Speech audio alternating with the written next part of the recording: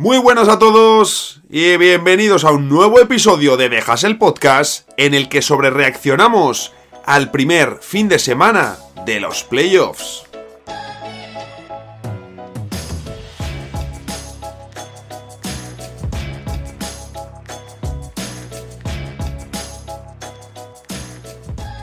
Estamos ya en el mejor momento del año para el baloncesto, sin ninguna duda, con mucha diferencia respecto al resto, por calidad y cantidad de partidos, por la importancia, por la tensión, por el ambiente, por esas apariciones estelares que, ojo, no tienen por qué ser siempre de las más grandes estrellas. De hecho, este primer fin de semana de los playoffs nos ha dejado enormes actuaciones de jugadores importantes, pero que ni son titulares ni son indiscutibles en sus equipos.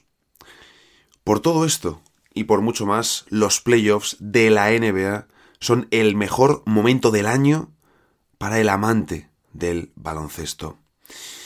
Grabo este episodio en la madrugada del lunes. Concretamente estoy viendo el partido entre Phoenix Suns y Los Ángeles Clippers.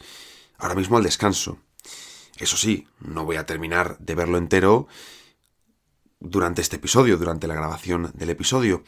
Por lo tanto, en este episodio vamos a hablar de los partidos anteriores. He visto el resto de partidos, he leído declaraciones, he analizado diferentes situaciones y ¿qué queréis que os diga?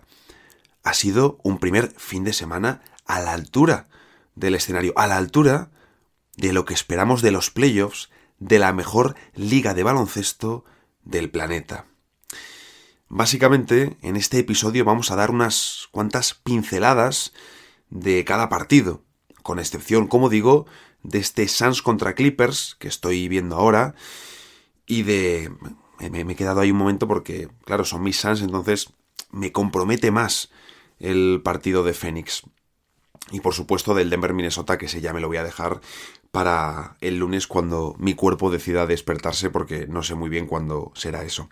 Bueno, realmente cuando me toque trabajar. El caso es, como os digo, que vamos a dar esas pinceladas. Porque, respecto al Denver-Minnesota y al Suns-Clippers, tenemos episodios y playoffs de sobra para comentar los focos más interesantes y llamativos. Así que, por eso, no hay que preocuparse. Centrándonos en el tema de hoy.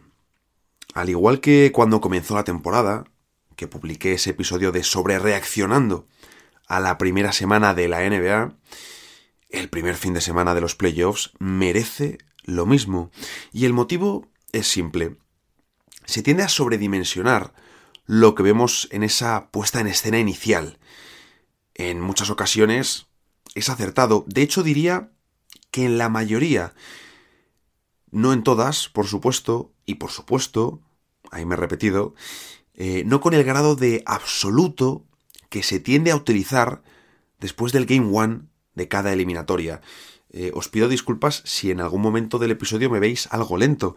Dormí muy poco del sábado al domingo, he estado todo el día sin parar, entre partido de baloncesto, trabajar, playoffs y podcast, y me noto que pues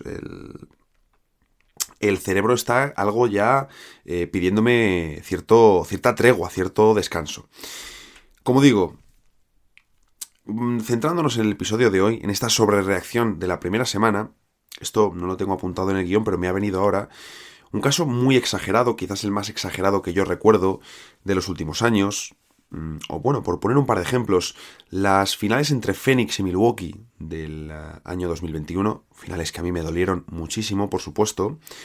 Yo recuerdo que, aunque Phoenix se pone con ese 2-0 inicial, la sensación era que Milwaukee, en cuanto pasasen dos cositas, se llevaba la serie, y así fue. Otro caso para mí muy claro en el que entran los ajustes, porque los ajustes son fundamentales en playoffs, y más cuando hablamos de series tan largas.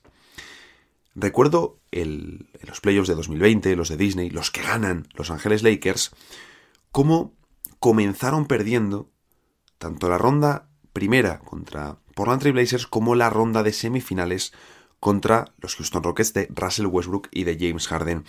Y en ambos casos se dijo lo mismo.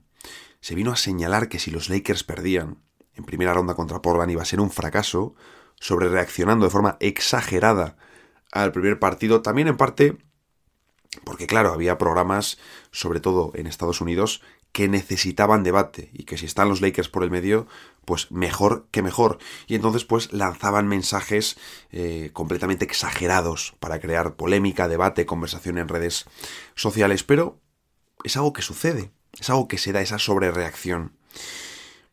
Así que lo que vamos a ir viendo es, serie a serie, ese primer partido, las sensaciones que nos han dejado. Y comenzamos con el primer partido de los playoffs, Brooklyn Nets contra Philadelphia 76ers. Tengo la sensación de que se sobrevaloró a los Nets desde los traspasos de Kyrie y Durant por una razón, por el efecto Mikal Bridges. Brooklyn, desde el deadline de febrero, ha sido un equipo combativo, sí, pero también limitado y de récord negativo, en especial con limitaciones ofensivas. Sobre este primer partido, los Nets tenían un plan defensivo muy claro: sacar la pelota de las manos de Embiid, algo que es más o menos sencillo de conseguir, de acuerdo con comillas, utilizando dobles marcas hacia el pívot, más si encima los Nets pues cuentan con una defensa muy versátil en todas sus posiciones, sobre todo en el quinteto titular. Como digo, es más o menos sencillo de conseguir, me entra algo de gracia, ¿no? Obviamente, es decir, sencillo hacerle dobles marcas a Embiid, pero es sencillo porque él va a estar más predispuesto este año también, porque está rodeado de tiradores más que en ningún otro momento de su carrera. Entonces, cuando le hacen esa doble marca, vemos que va a soltar la pelota buscando al compañero liberado. Y así los Sixers respondieron de forma salvaje desde el triple. 21 de 43 en triples, es decir, volumen muy elevado, y un acierto casi del 50%. Ya solo con esto es sumamente complicado perder un partido de playoffs, sobre todo si eres el equipo favorito, si eres el equipo que tiene ventaja de campo y que a priori debería ganar la serie. Tobias Harris hizo 3 de 3, PJ Tucker, que sabemos que ya a nivel ofensivo pues no es lo que era hace unos años y que es un jugador más destinado al trabajo de atacar el rebote en ataque, al trabajo de defender, y que todo lo que es tirar o aportar en ataque con puntos queda en un plano completamente secundario. Pues hizo 2 de 5. ¿Por qué? Porque también las defensas, si tienen que seleccionar del quinteto de Filadelfia, van a dejar liberado a PJ Tucker. Van a preferir que PJ Tucker gane el partido a base de triples a permitir a Joel Embiid jugar un 1 contra 1 en el poste contra Nick Claxton. Eso está fuera de toda duda y va en el plan prepartido de cada staff técnico. Tyrese Maxey, si os decía que PJ Tucker hizo 2 de 5, Tyrese Maxey 3 de 5, James Harden 7 de 13, que se tiene que hinchar a tirar sobre todo cuando las defensas se cierren sobre Embiid, que lo van a hacer, porque lo hemos visto en diferentes ediciones de los playoffs. Y ahí Filadelfia tiene que dar la cara con el triple, no queda otra. Hombre, no firmar 50% en triples todas las noches, ellos lo firmarían encantados, pero pues hombre, no lo vas a conseguir, ¿no? Sería algo realmente sorprendente, algo que jamás se ha visto, en especial con un volumen elevado, pero Filadelfia tiene que responder con el triple y algunas noches no te van a entrar. Ahí también necesitas un plan B por si acaso. Normalmente confiarlo todo a esa carta del triple, a mí personalmente no me convence y me parece un plan demasiado arriesgado. Niang desde el banquillo también aportó con 2 de 4 en triples y McDaniels 1 de 1. De la rotación principal, es decir, Daniel House, que jugó muy poco, no le cuento, etcétera, etcétera. Solo Embiid, que hizo 1 de 4, y de Anthony Melton, que hizo 2 de 7, lanzaron por debajo del 40%.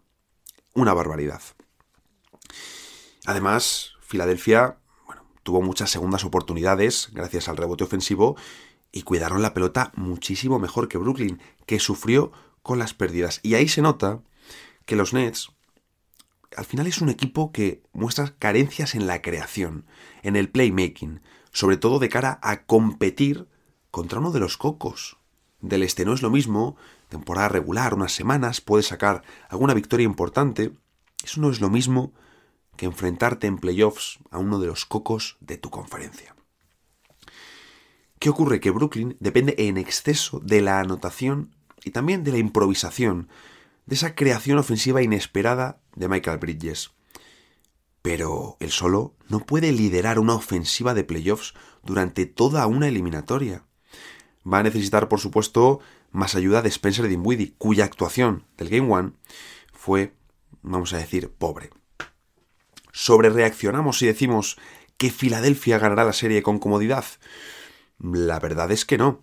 Yo en mi quiniela particular, en el bracket de NBA Spain, he puesto 4-1 para los Sixers, por aquello de que en algún momento entiendo que Filadelfia tendrá algún partido de menos acierto y los Nets podrán rascar un triunfo. Sobre el segundo partido, Boston Celtics contra Atlanta Hawks. Esto quizás sí sea sobrereacción, pero me gustó mucho la actuación de Atlanta en el play-in. Claro, en una mini eliminatoria de una sola noche, de un solo partido. El encuentro de los Hawks en el Game 1 contra Boston ha sido terrible, pero terrible. Empezando por Trae Young, por errores defensivos de bulto, por problemas en el rebote o por falta de un sentido de juego colectivo que, por ejemplo, sí que habíamos visto más contra Miami, ¿no? Y que pensé, oye, pues lo mismo esto sirve para darles un empujón anímico, que lleguen a los playoffs más motivados, más encendidos. Realmente no tienen nada que perder. No tienen nada que perder. Nadie espera que Atlanta gane a Boston en esta primera ronda. Pero como digo, el partido, terrible, terrible. Quiero pensar que Atlanta solo puede mejorar, pero realmente es que es muy difícil hacerlo peor de lo que hicieron en este primer encuentro. Es más, de los duelos que he visto este fin de semana, incluyendo casi, os diría, el de Phoenix contra Clippers, solo dejando fuera el de Denver y Minnesota, que ni siquiera ha empezado. No conozco qué ha pasado en ese partido. Sin duda, el encuentro de Boston y Atlanta ha sido el más aburrido. No hubo ningún tipo de historia. Jaylen Brown estuvo excelente. Excelente. El mejor del equipo con Derrick White. Y luego, me encanta Robert Williams. Ojalá le respete la salud porque quiero ver unos playoffs completos de Atlanta Hawks. Ya les gustaría a Atlanta Hawks. Bueno, aunque con Okongwu desde el banquillo tienes ahí un perfil, creo, no digo igual, pero replicable un poco, o que deberían tratar de replicar lo que es Robert Williams desde el banquillo de los Celtics. Le estoy intentando pegar aquí al play, pero no me tira. Sé que el sábado se cayó la aplicación. Antes me ha vuelto a dar problemas con el inicio del partido de Phoenix. No puede fallar el League Pass en playoffs. No puede. La NBA no se puede permitir esto. Ya ha dado bastantes problemas en temporada regular, sobre todo al principio. No puede fallar en playoffs. Entonces, bueno. El caso. Me encanta Robert Williams. Me encanta, es un jugadorazo y quiero que le respeten las lesiones. Esta serie me tiene algo despistado, porque esperaba y espero, aunque me parezcan un equipo gris, espero más de Atlanta. Yo lo voy a seguir esperando mientras tengan esa plantilla. Y es cierto que Boston me deja alguna duda, entrando ya más en detalles muy específicos y hablando y comparándoles con los grandes favoritos al título, claro. No comparándoles con los peores equipos de playoffs. Espero más de Atlanta, pero quizás eso sí es sobrereaccionar. Más cuando están jugando ante un conjunto tan serio como los Celtics de Joe Mazzulla. Yo puse en mi bracket 4-2 para Boston y tengo la sensación de que me he pasado. espero aún así, por nuestro bien, que Atlanta no haga un partido o que mejore en el resto de la serie. Lo digo completamente en serio, porque un partido que es que hay un momento que te dan ganas de quitarlo ya y decir que pase el siguiente, por favor. Tercer partido, New York Knicks contra Cleveland Cavaliers. Qué partidazo y qué serie más disfrutona tenemos aquí entre estos dos equipos. Mola además por sus estilos y por cómo está construida cada plantilla. Me atrae mucho también por el tema de que Donovan Mitchell, el verano de 2022, se iba a los Knicks. Él mismo ha contado que hubo un día que se fue a dormir dando por hecho que su traspaso a la Gran Manzana estaba cerrado. Y además, se enfrentan aquí Cleveland, un equipo joven de muchas posibilidades que ya es una realidad y al que ya les vamos a exigir en playoffs, al igual que por ejemplo el caso de Memphis Grizzlies, que ya hemos comentado, y luego enfrente unos New York Knicks que en los primeros meses de temporada nos podían dar más quebraderos de cabeza, pero lo cierto es que desde febrero, desde la inclusión de Josh Hart en la rotación, se muestran como uno de los conjuntos más en forma de toda la NBA. Primer factor diferencial de este partido, muy fácil, Jalen Brunson. Es un tío cuyo contrato asciende por encima de los 100 millones de dólares, pero al que podemos considerar sin ningún tipo de problema una verdadera ganga. Es una barbaridad de jugador por su capacidad de hacer pases sencillos y buenos, por el sentido que le da un ataque a media cancha. Hace funcionar a tu ataque manejando en la pelota. Y por supuesto, por ese footwork endiablado, ese maravilloso juego de pies combinado con sus fintas corporales y con sus giros que le permiten zafarse de cualquier defensor, tenga el tamaño que tenga. Tengo curiosidad por ver si RJ Barrett queda más desplazado en favor de Josh Hart, como sucedió en este partido, y si Thibodeau vuelve a apostar por la seguridad de Isaiah Hartenstein, quitando minutos a Mitchell Robinson. Me parecen eso decisiones acertadas de Thibs para playoffs. Los que me conozcáis desde hace un tiempo sabéis que no soy el mayor fan de Thibodeau, sobre todo cuando llegan los playoffs, y que en ocasiones le he visto demasiado conservador. Estas decisiones no sé si son conservadoras o no, porque Mitchell Robinson tampoco tiene pinta de que le convenza demasiado a Thibodeau. Hartenstein es un seguro de vida, ya lo veíamos desde los Clippers, que es uno de los mejores pivots de banquillo de toda la liga. Y Josh Hart es que es un guerrero perfecto. Es un guerrero perfecto para Thibodeau, por lo tanto, quizás no son decisiones tan conservadoras, o sea, quizás no son decisiones tan locas, ¿no? No, es que Josh Hart, siendo más importante que R.J. Barrett, oye, es que tiene sentido. Sobre todo si R.J. Barrett tiene uno de esos días en los que no mete, que vienen a ser la gran mayoría. Y luego, las cosas como son. Hay un punto, más allá de, por supuesto, la preparación de partido, que aquí hay un trabajo brutal de staff técnico de horas y horas y horas de ver vídeo, de preparar los partidos, de debatir estrategias de plan A, de plan B, de plan C. Y luego, por supuesto, también de los jugadores. Hay jugadores ahí que trabajarán más, trabajarán menos, pero hay mucho trabajo detrás. Y más allá de todo esto, entran factores como el ánimo, el descanso, mil cosas. Entran mil factores. Y, por supuesto, hay uno que para mí es enorme, que es el deseo.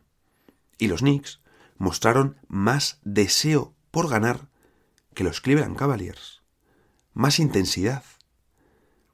Los Cavs estuvieron algo lentos en defensa, llegando tarde a varias rotaciones y sin mostrarse todo lo enganchados que debían para ser el primer partido de los playoffs.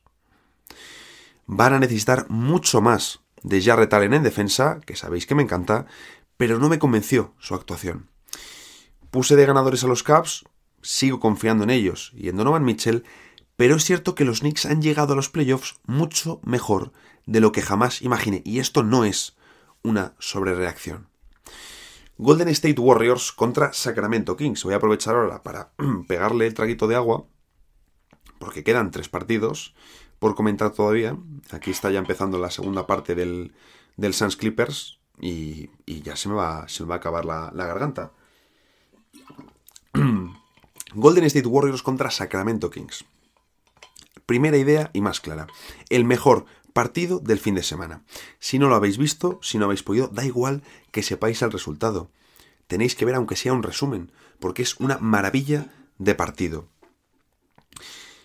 El mejor del fin de semana por ambientazo en el Golden One Center de Sacramento, por el significado del partido, esa vuelta de los Kings a los playoffs. Y hacerlo 17 años después, ganando a los actuales campeones en tu casa. Pase lo que pase en la serie, esta noche, para miles de seguidores de Sacramento, presentes allí en California, que pudieron ir a ver el partido, pero también por todo el mundo, fue una noche que no van a olvidar. Los Warriors no han perdido nunca una serie de playoffs del oeste desde que Steve Kerr es el entrenador jefe del equipo. Y lógicamente quieren mantener ese récord. Pero también es cierto que nunca les hemos visto realizar una campaña tan irregular teniendo equipo de título. Golden State falló bastante para sus parámetros habituales, sobre todo en el tramo final. Y Sacramento enchufó más. Aquí también es cierto, en la línea del que ha sido el ataque más eficiente no solo de la temporada, sino de la historia de la NBA por datos. Fox hizo un partidazo en ambos lados, y Malik Monk estuvo desatado desde el banco. Pero es que ni Keegan Murray, vamos a ver cómo rinde el rookie, porque al final el rendimiento de rookies en playoffs siempre hay que cogerlo un poco más entre comillas, pero ni Kevin Huerter ni Domantas Sabonis tuvieron un buen papel. No se puede infravalorar al mejor ataque de la temporada. También hay que darle mérito a los Warriors. Hicieron muy buen trabajo sobre Sabonis. Para mí, en este caso, la serie pasa por 2 aspectos. Lo primero, el campo en el que defiende Golden State y ataca Sacramento. Los Warriors deben encontrar más soluciones atrás y no mostrarse con tantos fallos. Pero claro, es lo que llevamos viendo toda la temporada regular. Estos fallos en otras ocasiones de playoffs, en otras ediciones, son absolutamente impensables. Este año sí que te encajan, sobre todo fuera de casa. Y luego el tema del tamaño rebote en favor de los Kings, que ya lo hemos visto como argumento de este primer partido. Al final, tú en este tipo de encuentros también necesitas ir sumando detalles, ir sumando cositas, que salga un jugador y sume 8 puntos desde el banquillo en un momento dado, que otro haga un par de jugadas de trabajo oscuro, rescatando varios rebotes, dando un par de segundas oportunidades y consiguiendo buenas defensas, e ir sumando motivos para ganar el partido a lo largo de la noche, mereciéndolo más o menos. Aquí ya comentamos en febrero que Golden State Warriors necesitaba otro interior, pero que también era algo que chocaba con su filosofía, con ese planteamiento de que sus mejores quintetos pasan por el small ball. ¿Qué ocurre? Que Draymond Green no está en su mejor versión, de ahí que vayan a necesitar el 100% de Wiggins, DiVincenzo y Gary Payton II los minutos que estén en cancha, porque son quienes van a dar ese punto extra físico, ese empaque, ese trabajo, esas jugadas ganadoras en defensa. Por supuesto, Kevon Looney y Jonathan Kuminga no tiene pinta que vaya a tener tantos minutos, que vaya finalmente a ser un actor tan importante en playoffs. Puse que ganaban los Warriors 4-2. Yo sigo confiando. Me sorprendería ver a los Warriors caer en primera ronda. Pero, oye, el otro día cuando pregunté por Twitter por hot takes para la primera ronda de los playoffs, más de 1 y 2 personas me dijeron que ellos veían a los Sacramento Kings cargándose a los Warriors. El oeste es una maravilla. Es que el oeste es una maravilla. Aquí lo he dicho también varias veces. Es que hay 8, 9 equipos del oeste que se te pueden plantar en finales de conferencia. O si no se plantan en finales de conferencia, se la pueden pegar en primera ronda. Lo dicho, yo puse 4-2. Veremos.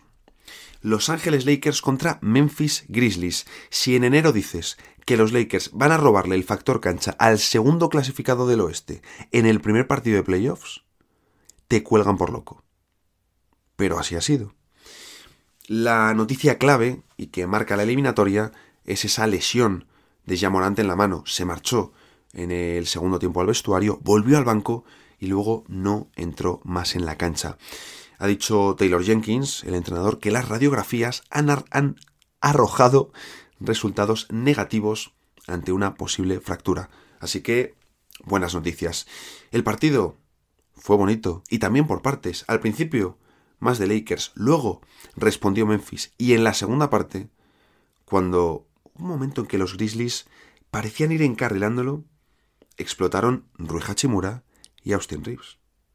Lo del japonés, impresionante. Su mejor partido con los Lakers. ¿Qué ocurre? Esta serie enfrenta a dos equipos que buscan hacer, ambos, mucho daño en la pintura y mucho daño en contraataques. También, dos conjuntos irregulares en el acierto exterior y cuyas carencias son distintas porque, por ejemplo, mientras los Lakers muestran problemas en el balance defensivo, sobre todo cuando Davis tarda en bajar, cuando es él quien finaliza el ataque y muchas veces se queda al suelo, tarda en bajar, es más lento que otros compañeros, se le ve pesado haciendo la recuperación defensiva. A Memphis tiene más problemas en el ataque estático.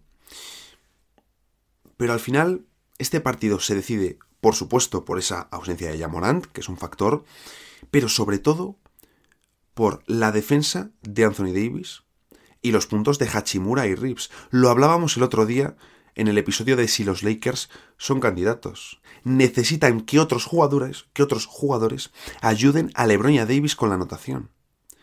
Más si ellos dos hacen actuaciones terrenales en ataque. Porque LeBron ha hecho 21 puntos en un buen partido, pero bueno, para lo que es LeBron, partido normalito.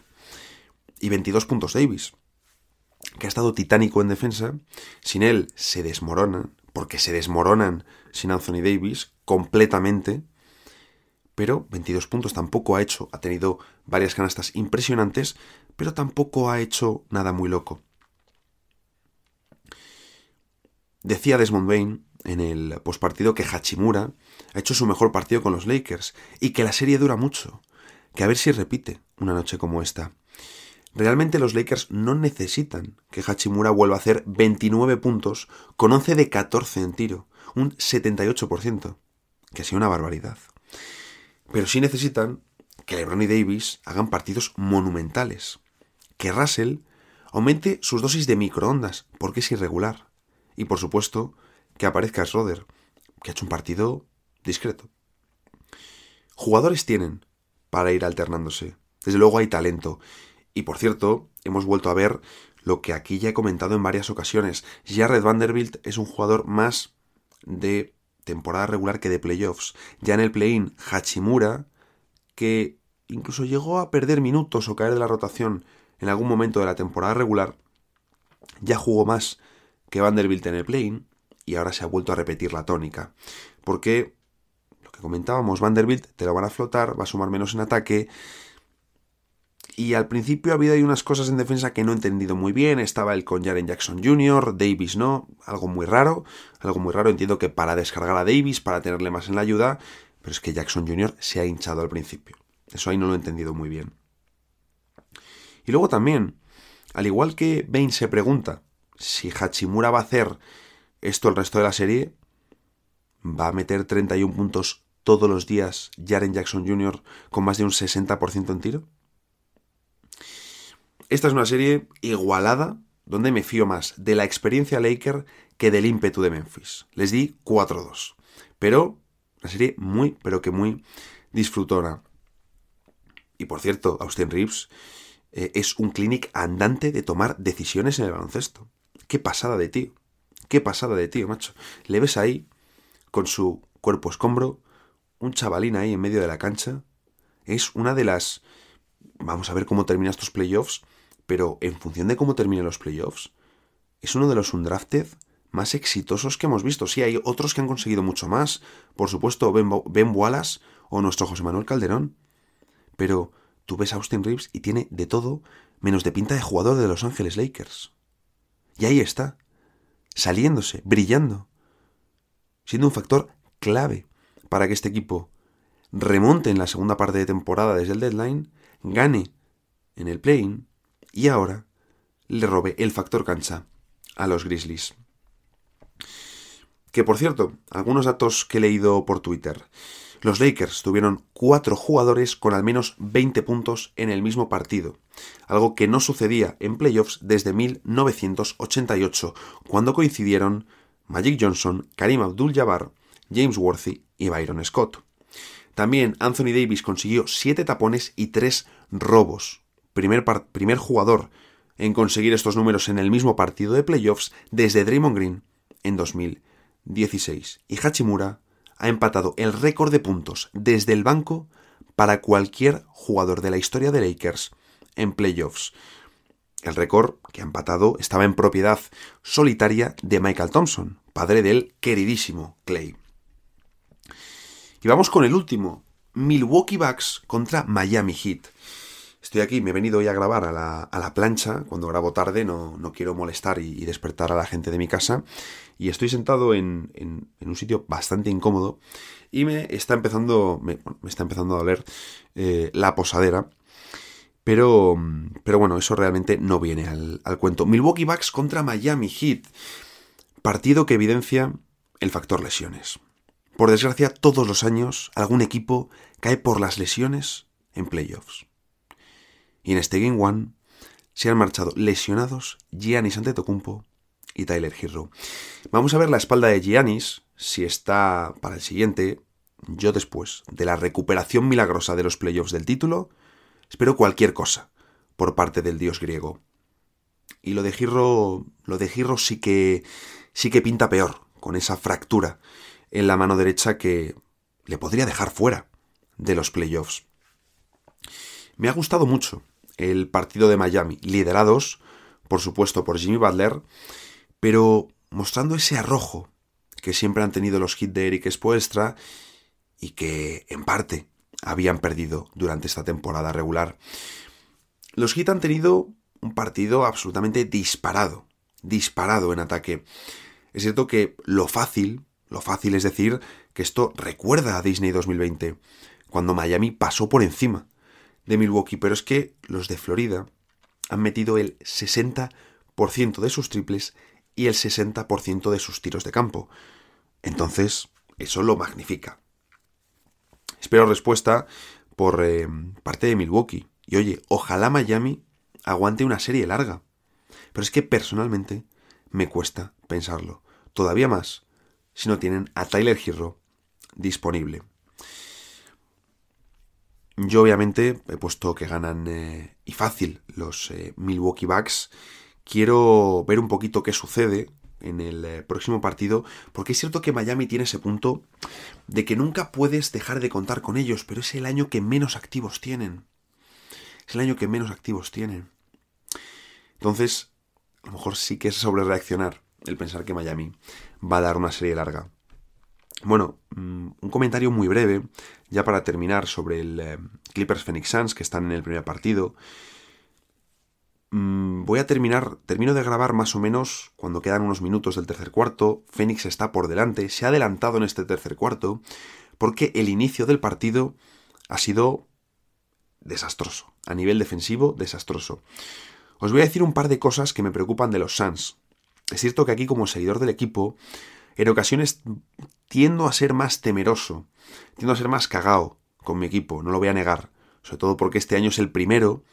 El año pasado es cierto que se pechea de forma exagerada en playoffs, se llega con el primer récord del oeste, pero este año ya es distinto, tienes a Kevin Durant en plantilla.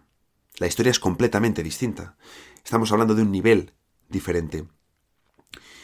Cosas que me generan dudas. En ocasiones veo a unos Suns de escasa potencia física, de escaso juego físico en comparación a otros equipos. Y creo que este punto suele ser muy importante y común a muchos o todos los campeones de la NBA.